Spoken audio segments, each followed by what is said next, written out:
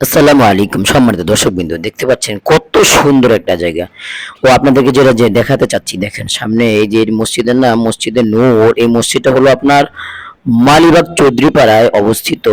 মসজিদের কমিটি খুবই আন্তরিক, আমি তাদের আন্তরিকতা দেখে মুগ্ধ। এই যে দেখেন যে জিনিসটা দেখাতে চাচ্ছি, উজুখানা, কত সুন্দর একটা উজুখানা। তারা আসলে কত পরিষ্কার পরিচ্ছন্ন একটা উজুখানা তারা ওইখানকার মুসল্লিদেরকে উপহার দিতে পেরেছে।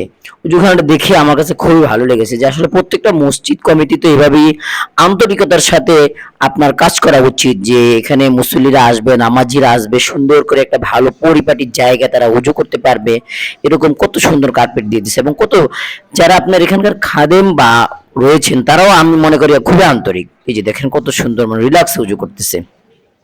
অজুটাই যে দেখেন তারা এখানে আপনার ওই যে সাবানের গুঁড়াও রেখে দিয়েছে হাত পরিষ্কার করার জন্য। একটা মসজিদ কমিটি যদি এমন আন্তরিক হওয়াই তো উচিত, তাহলে তো আপনার প্রত্যেক মসজিদ যদি এমন আন্তরিক কমিটি যদি এরকম আন্তরিক হতো, তাহলে আপনার মুসল্লিরা কত স্বাচ্ছন্দ্যে নামাজ পড়তে পারতো। যাই হোক, এখানে দেখেন আবার আরেকটা জিনিস, এই যে তারা পানি খাওয়ার ব্যবস্থা রেখেছে, এখানে টুল রেখেছে।